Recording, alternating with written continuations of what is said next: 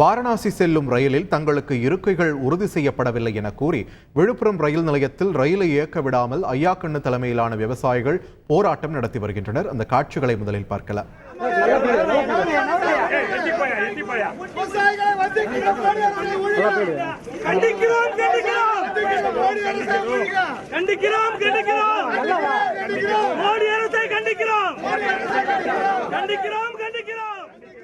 தொடர்ந்து இது குறித்த கூடுதல் தகவல்களை எமது செய்தியாளர் கோபிநாத் வழங்க கேட்கலாம். கோபிநாத், வணக்கம். தற்பொழுது ஐயாக்கண்ணு தலைமையிலான விவசாயிகள் அங்கு நடத்தி வரும் போராட்டத்தால் அங்கு ரயில்வே போக்குவரத்துக்கு ஏதேனும் பாதிப்பு ஏற்பட்டிருக்கிறதா? இது சம்பந்தமாக ஐயாக்கண்ணு தரப்பிலும் ரயில்வே தரப்பிலும் என்ன விளக்கம் கொடுக்கப்பட்டிருக்கிறது? விரிவாக பதிவு பண்ணுங்க. வாரணாசியில் போட்டியிடும் இந்திய பிரதமர் நரேந்திர மோடிக்கு எதிராக வேட்புமனு தாக்கல் செய்வதற்காக தேசிய தென்னிந்திய நதிகள் இணைப்பு சங்கம் சார்பில் விவசாயி ஐயாக்கண்ணு தலைமையில 120க்கும் மேற்பட்டோர் வாரணாசி, அதாவது பாத்தீங்கன்னா வாரணாசிக்கு கிளம்புறாங்க. இவங்க பாத்தீங்கன்னா கன்னியாகுமரி பனாரஸ் விரைவு ரயில்ல காலைல புறப்படுறாங்க.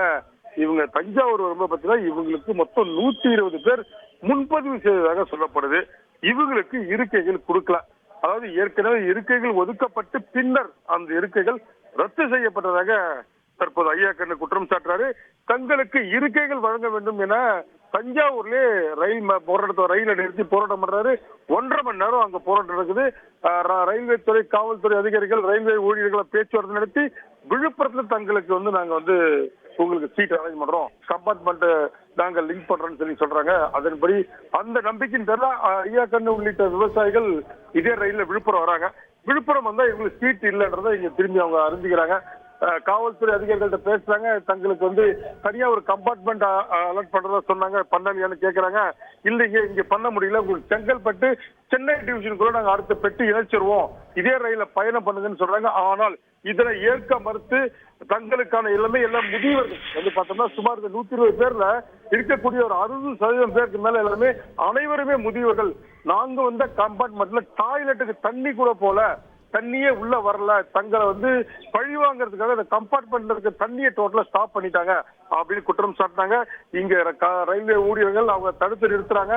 நீங்க ட்ரெயின்ல திரும்பி போங்கன்னு சொல்றாங்க. ஆனால் எதையும் ஏற்க மறுத்து தங்களுக்கு இருக்கைகள் ஒதுக்கியால் மட்டும்தான் ரயிலை இயக்க விடுவோம் அப்படின்ற ஒரு விஷயத்தை முன்னிறுத்தி தற்போது ரயில் இருந்த அபாய சங்கிலியை இழுத்து பிடித்து தற்போது போராட்டம் தொடங்கியிருக்கு. ஐயாக்கண்ணு தலைமையில விவசாயிகள் எல்லாமே முதியவர்கள் இந்த உச்சி வெயில்ல இந்த ரயில் நிலையத்துல வெயில்ல நின்றுட்டு இருக்காங்க. ரயிலை இயக்க முடியல, அங்கங்க நிக்குது. காவல்துறை, ரயில்வே ஊழியர்கள் தொடர்ந்து பேச்சுவார்த்தை பண்ணிட்டு இருக்காங்க. தங்களுக்கு இருக்கைகள் கொடுத்தால் மட்டும்தான் ரயிலை இயக்க விடுவோம் அப்படின்றது வந்திருக்கிற ஐயாக்கண்ணோட முக்கியமான கோரிக்கையா இருக்கு. நன்றி கோபிநாத், உங்களுடைய விரிவான தகவல்களுக்கு.